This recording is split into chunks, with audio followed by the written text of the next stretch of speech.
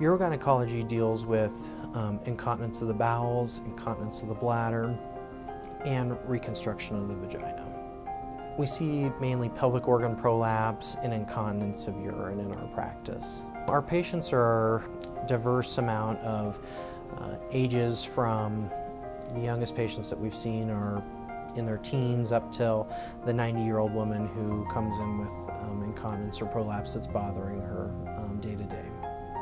I think people don't want to suffer in silence anymore. I think this was a very stigmatized issue in the prior generations, talking about incontinence and prolapse, and people are a lot more comfortable talking about it these days, and they don't want to be dealing with this on a day-to-day basis when they know that with an elective surgery they can take care of it. I think that just by talking to people and explaining how prevalent this is, that 1 in 3 women in their lifetime will be diagnosed with a pelvic floor disorder of some sort, and letting them know that it's very common and treatable. You know, for incontinence, it's leaking urine with cough, laugh, sneeze. That's stress incontinence, and the other type of incontinence is urgent incontinence, where you feel like you have to rush to the bathroom right away, or you leak, or you do leak. Sometimes there's triggers to urgent incontinence, like the sound of running water and things like that. And then prolapse is more, I feel like I'm sitting on an egg, there's a lot of pressure in my vagina as I stand through the day, and gravity pulls on that prolapse, that it gets worse and worse. There's many behavioral solutions. For prolapse, there's pelvic floor muscle exercises, commonly known as Kegels.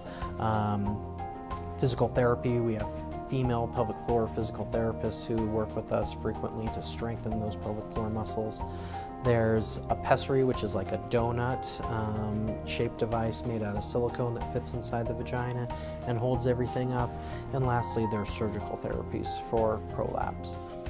And for incontinence, it's many of the same treatments, behavioral treatments, trying to avoid caffeinated beverages and coffee, bladder irritants and whatnot, and up to surgery as well.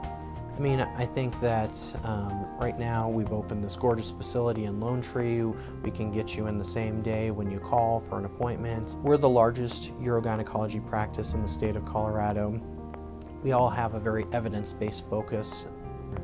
These aren't problems that necessarily get better with time. They either stay the same or get worse over time, and so I really encourage people to come and chat with us, just find out what all the options are for treatment.